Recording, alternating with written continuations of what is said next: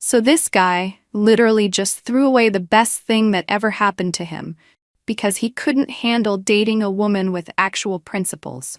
I'm Scarlett, I'm 28, and I'm still trying to wrap my head around how someone can just flip like that after 8 months together. 8 months of what I thought was building something real, something meaningful, and then he just decides my core beliefs are too much work for him to deal with. I met Grayson at this friend's game night back in January. He was 30, had his life together, worked in some corporate thing with shipping or logistics or whatever, and he seemed so different from all the immature guys I'd been wasting time with. Actually listened when I talked. Always insisted on paying, even though I work in healthcare administration and can handle my own bills. And never once made me feel bad about being passionate about important issues. For the first time in forever, I thought I'd found someone who could appreciate a strong, independent woman instead of being intimidated by her. The early months were honestly perfect. He'd pick me up for dates, we'd have these great conversations about everything, and he never shut me down when I talked about things that actually matter. I've always been pretty vocal about women's rights and social justice. It's literally who I am as a person.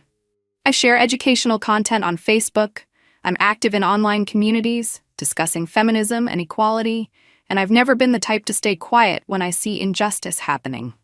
That's just basic human decency, right? Standing up for what's right shouldn't be controversial. Grayson seemed totally fine with all of this initially. He'd even like my posts sometimes, and never argued when I explained how systemic oppression actually works. I really thought I'd finally found a guy who wasn't threatened by dating someone with actual convictions and the courage to speak up about important issues. When I'd show him articles about dismantling oppressive systems or call out misogyny when we encountered it, he'd just nod along. I figured he was processing everything and learning, which, honestly, was refreshing after dealing with so many toxic guys who couldn't handle basic education about equality. We started talking about moving in together around month 6, maybe getting a bigger place than my one-bedroom apartment. I was so excited because everything felt like it was heading somewhere permanent. We even discussed marriage in general terms, what we both wanted long-term, our values, our goals. I really believed we were building towards something beautiful together. Something based on mutual respect and shared principles about making the world a better place. But now I realize he was probably just telling me what he thought I wanted to hear the whole time. Men are so good at pretending to be something they're not until they think they have you hooked, and then they show their true colors when they decide the work is too hard. It's honestly disgusting how they can lie to your face for months, acting supportive of your beliefs, and then suddenly decide they can't handle being with someone who actually stands for something meaningful. Looking back, there were probably signs I should have caught earlier, like how he never really engaged deeply with the important topics I brought up, or how he'd always try to steer conversations toward lighter, more surface-level stuff. I thought he was just more laid back than me, but apparently he was silently judging everything I believed in and just waiting for the right moment to reveal how he really felt. What kind of person does that? Who spends 8 months pretending to respect someone's core values and then decides they can't handle it anymore? He could have saved us both time by being honest from the beginning about what kind of woman he actually wanted. Instead, he let me believe we had a future, while secretly deciding that fighting for basic human rights was too much drama for his comfortable little life. The whole thing just proves everything I've been saying about how men handle relationships. They want all the benefits of being with a strong, intelligent woman, but none of the responsibility that comes with actually supporting her growth and activism. I should have known better than to think I could find a man who was actually secure enough to handle being with someone like me. Most guys talk a good game about wanting an independent woman, but the moment you show them what that actually looks like in practice, they run back to seeking someone more manageable and easygoing. Someone who won't challenge them to examine their privilege or grow as human beings. The most frustrating part is how he made it seem like this was just some incompatibility we discovered, instead of acknowledging that he was the one who changed. I've been consistent about who I am and what I believe from day one. He's the one who decided my principles were suddenly too inconvenient for his vision of what our relationship should look like. But of course, in his mind, I'm probably the difficult one for refusing to make myself smaller for his comfort. Things started getting weird around month 7, but I was too trusting to see the pattern developing. Grayson began making these little comments that felt off, but he'd always frame them as jokes, so I couldn't call him out without seeming overly sensitive. Like when I shared an article about toxic masculinity on Facebook. He saw it and made some dismissive comment about how some people take this stuff way too seriously. When I asked what he meant by that, he just laughed it off and said he was kidding, but something about his tone felt different. Colder somehow. The first real incident happened at his friend Trevor's place during this casual get-together with his social circle. I was having a conversation with some of the other women there about workplace discrimination, and this one girl, honestly, kind of a basic pick-me type who probably thinks feminism went too far decades ago, kept trying to argue that we don't need women's rights movements anymore because apparently everything's equal now. I couldn't just sit there and let that level of ignorance slide, so I took the time to educate her about how systemic oppression actually works and gave her some real facts about wage gaps and glass ceiling effects that are still happening today. The whole time I'm explaining these important concepts, Grayson is just sitting there looking uncomfortable instead of backing me up or supporting the educational conversation. Here I am, doing the emotional labor of teaching people about issues that affect half the population. And my own boyfriend can't even be bothered to show solidarity. Later in the car, he actually had the nerve to tell me I'd been a little intense, and maybe I should have just let the misinformation go since we were guests in someone's home. I was like, excuse me? Since when is educating people about basic human rights being intense? These aren't matters of opinion we're discussing. These are documented facts about how oppressive systems operate in our society. He tried to backtrack and said he just meant we were there to have fun, not debate politics. But here's what he didn't understand. Calling out injustice isn't politics. It's basic moral responsibility. The fact that he couldn't see the difference was honestly the first major red flag that should have told me everything I needed to know about his character. Around this same time, I started noticing he was acting weird about my online activism. I'm pretty active on Reddit in various feminist communities because silence is complicity, and I regularly share educational content on Facebook to raise awareness about important issues. But he started making these passive-aggressive comments about how much time I spent arguing with strangers on the internet. When I explained that it's called activism and using your platform to make a difference, he'd just do this dismissive little laugh that honestly made my skin crawl. The pattern became even more obvious with how he started treating my friends. My friend Isla is super woke, and we love having deep conversations about social issues and systemic problems that need addressing. When she'd come over to my place, Grayson would suddenly become really quiet and find excuses to go work on something in the other room. At first, I thought maybe he was just giving us space for girl talk, but then I realized he was actually avoiding her because he couldn't handle being around women who speak their minds and refuse to pretend everything's fine when it's not. He also started doing this really gross thing where he'd make subtle digs about my appearance when I dressed professionally or confidently. Like if I wore a blazer to work, he'd make some comment about how I looked intimidating or too serious. When I'd style my hair in a sleek ponytail, he'd say he preferred it down because it was softer and more feminine. It was like he was trying to push me toward being smaller and more palatable instead of appreciating the strong, confident woman he was supposedly dating. Classic manipulation tactics designed to make women doubt themselves. But the absolute worst incident was when we were watching this Netflix series about women in corporate environments, and there was a scene dealing with sexual harassment in the workplace.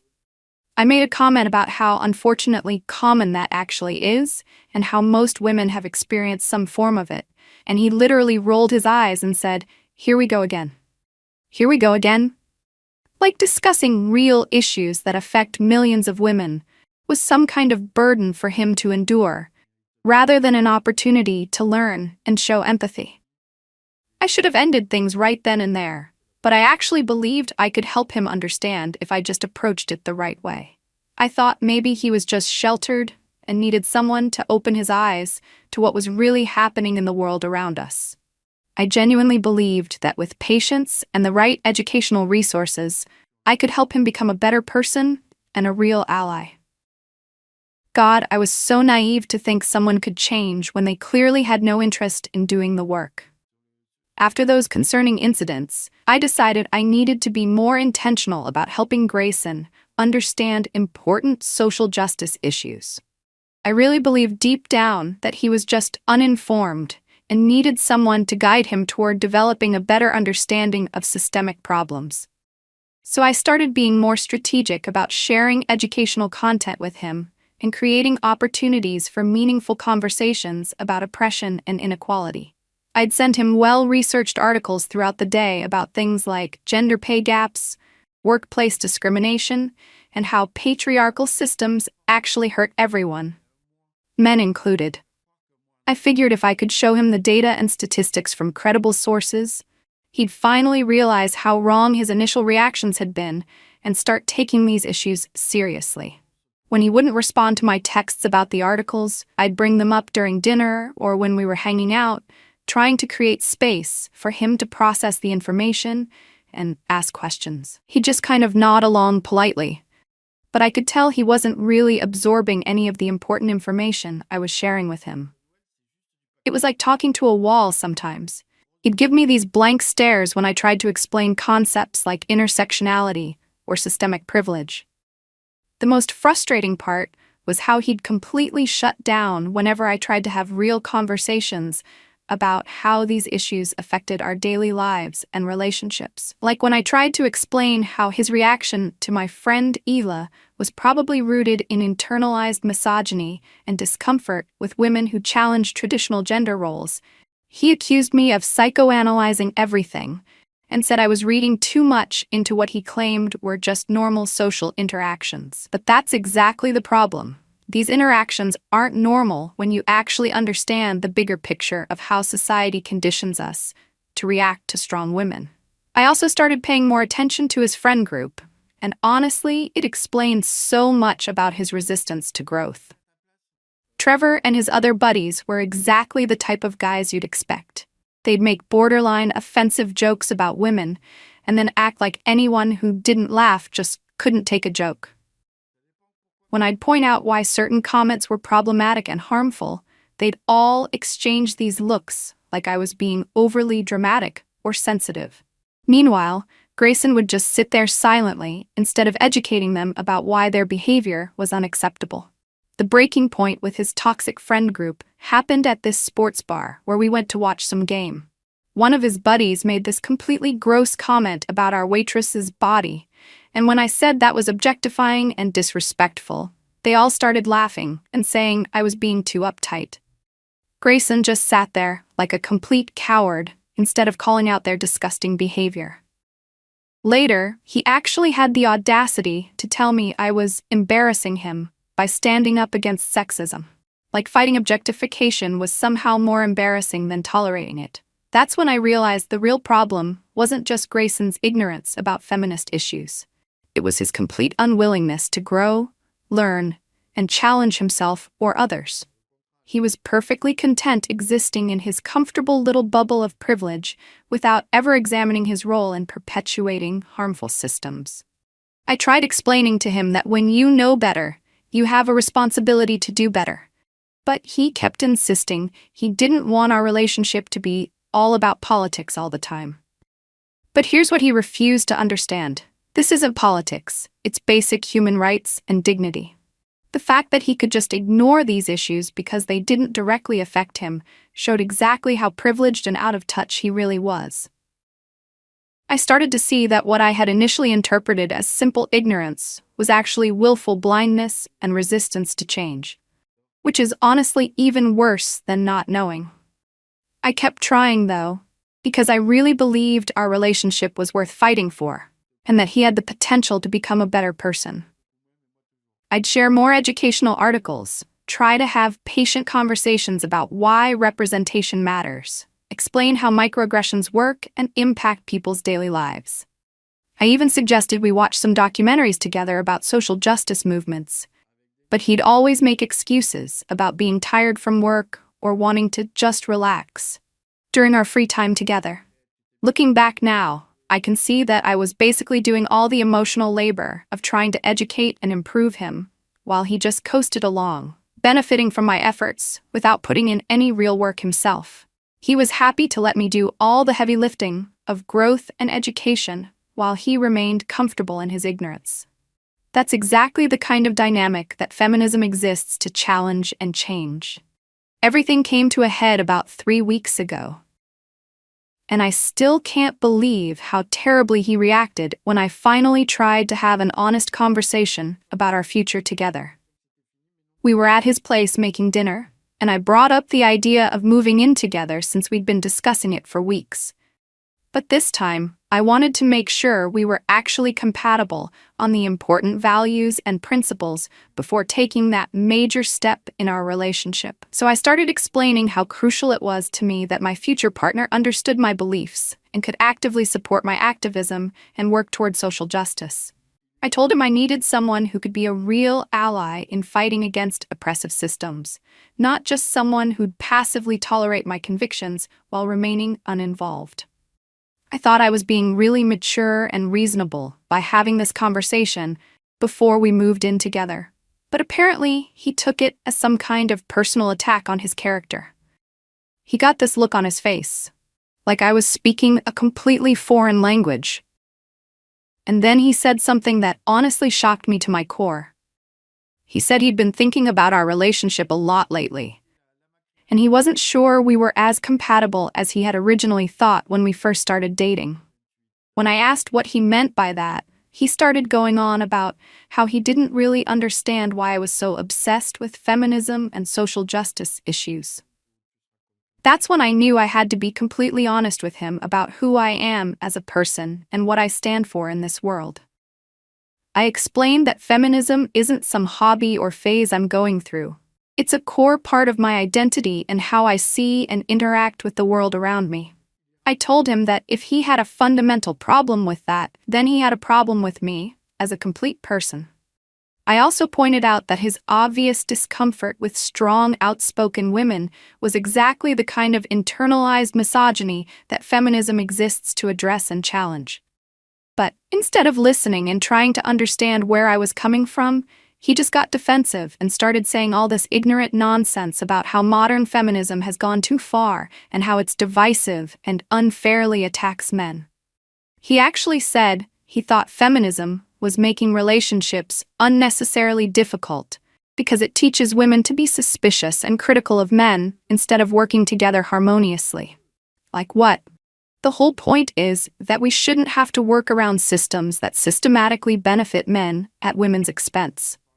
Then he said the thing that really revealed his true colors and showed me exactly who he was underneath the nice guy facade. He said he didn't think he could marry someone who identified as a feminist because he wanted a partner who could appreciate traditional relationship dynamics and who wouldn't analyze everything through a political lens.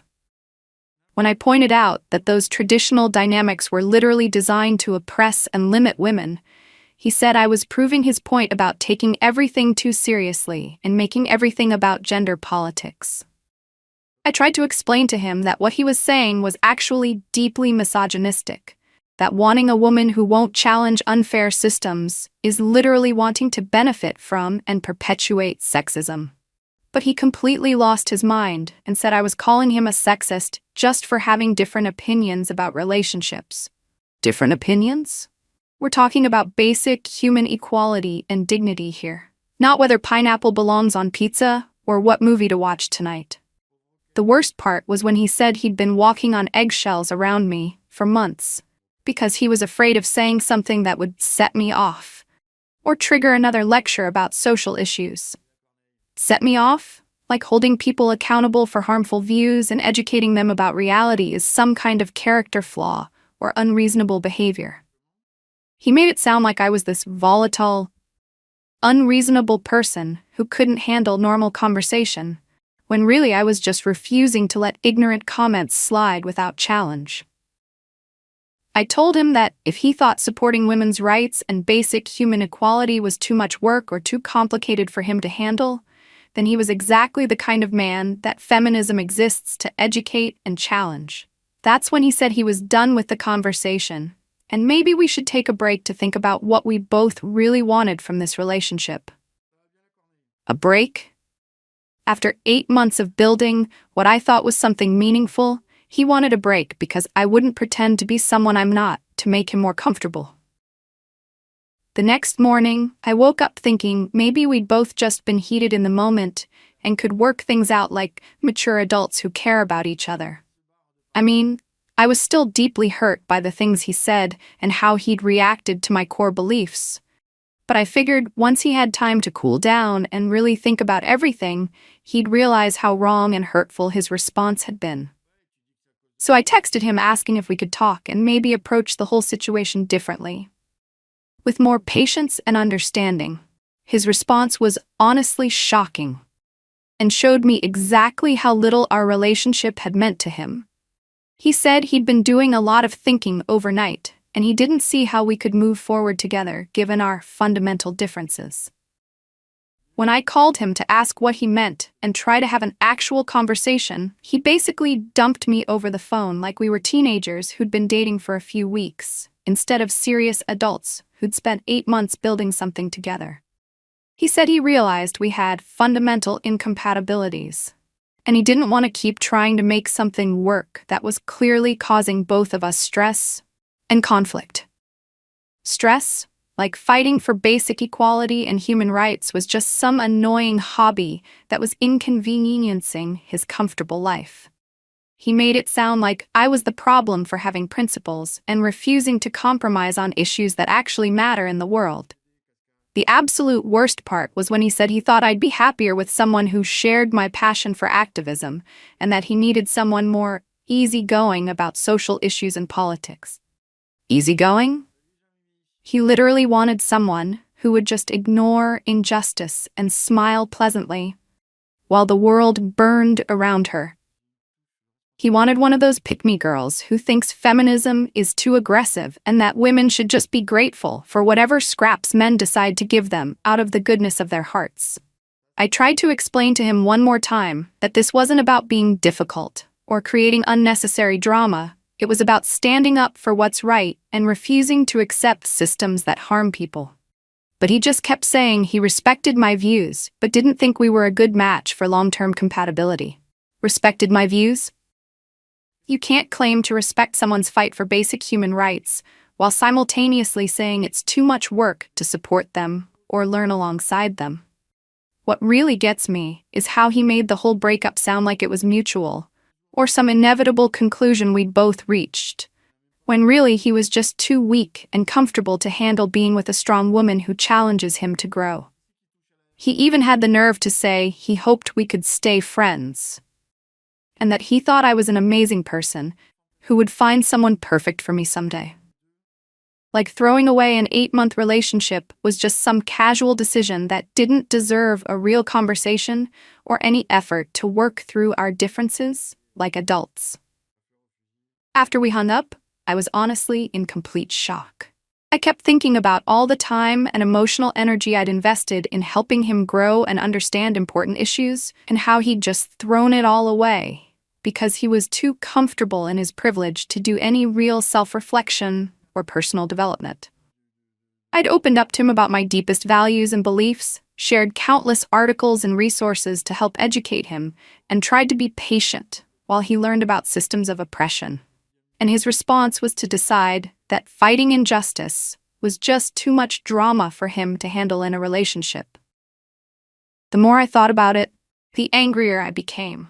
Not just about him dumping me like I was some inconvenience, but about how he'd wasted months of my time pretending to be someone he clearly wasn't. If he knew from the beginning that he couldn't handle being with a feminist who actually lives her values, why didn't he just say so instead of leading me on?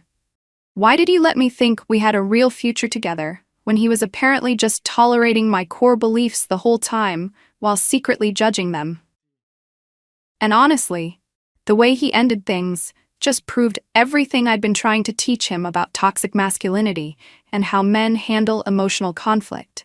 Instead of having a real conversation and working through our differences like mature adults, he just bailed the moment things got challenging or required him to examine his own beliefs. That's exactly the kind of emotional immaturity that feminism exists to address. Men who can't handle the labor of difficult conversations about important topics. I posted about the whole situation on Reddit because I needed to process what happened with people who would actually understand the dynamics at play, and the support was overwhelming. So many women shared similar stories about men who seemed supportive initially, but then revealed their true colors when asked to actually engage with feminist principles beyond surface-level tolerance. 6 months later, I found out through mutual friends that Grayson is engaged to some girl named Hannah, who apparently thinks feminism is too aggressive and believes women should focus on supporting their men, instead of fighting what she probably calls imaginary oppression. I saw her Instagram through a friend's account, and she's everything I expected. One of those women who posts inspirational quotes about being a traditional wife and how blessed she is to let her man lead the relationship. But here's the thing that really messed with my head. Apparently, she's some kind of nurse practitioner who makes really good money and has an advanced degree. But she's already talking about stepping back from her career after they get married. She literally spent years in school earning a master's degree and building professional skills, and she's throwing it all away to play house with my ex-boyfriend. The same guy who couldn't handle me having opinions about basic equality is now with someone who's willing to make herself smaller and more dependent for his comfort.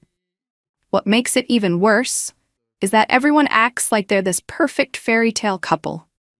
I keep seeing photos of them at the same social events I used to attend with him, and she's always smiling this big fake smile while looking completely adorable and non-threatening. Meanwhile, he looks totally relaxed and happy, like he finally found exactly what he was looking for. A woman smart enough to make him look good, but traditional enough to never challenge him on anything that actually matters. The engagement happened really fast, too, which honestly just proves my point about how he was never serious about personal growth or working through difficult conversations. He probably proposed to her within 3 months because she was so easy and agreeable, compared to the stress of being with someone who actually had standards and expectations for her partner's character development. I've been trying to move on and date other people, but honestly, the dating scene is absolutely horrible right now. Every guy I meet either doesn't understand feminism at all or claims to be an ally, but then shows their true colors the moment I express any strong opinions about social justice. It's like Grayson ruined me for other men because now I can immediately see all their red flags and manipulative behavior, but apparently that makes me too picky or intimidating, according to people who think I should just settle. My friends keep telling me I dodged a bullet and that I'll find someone better who actually deserves me. But it's been 6 months, and I'm starting to wonder if there are any men left who can actually handle being with a truly independent woman. Maybe Grayson was right that feminism makes relationships harder, but not for the reasons he thought. It's harder because most men are too weak and selfish to do the actual work of examining their privilege and growing as human beings. The worst part is seeing how genuinely happy and at peace he looks with Hannah. In all our photos together, there was always this slight tension in his eyes, like he was constantly trying to figure out how to handle me or what I might say next. But with her, he looks completely relaxed and content. Like he finally found someone who won't ask him to be better than he naturally is, or challenge him to think about anyone other than himself. I know I should probably be grateful that he showed his true colors before we moved in together or got even more serious, but honestly, I'm just angry. Angry that I wasted 8 months trying to educate someone who had absolutely no interest in learning or growing. Angry that he gets to ride off into the sunset with some Stepford wife while I'm stuck dealing with man after man who can't handle a woman with actual convictions and opinions. And angry that society rewards men like him for choosing the easy path, instead of doing the hard work of becoming genuine allies. But whatever. I'm completely done compromising my values or making myself smaller for men who aren't worth my time or energy. If being a feminist means I have to be single, then at least I'll be single with my integrity and principles intact.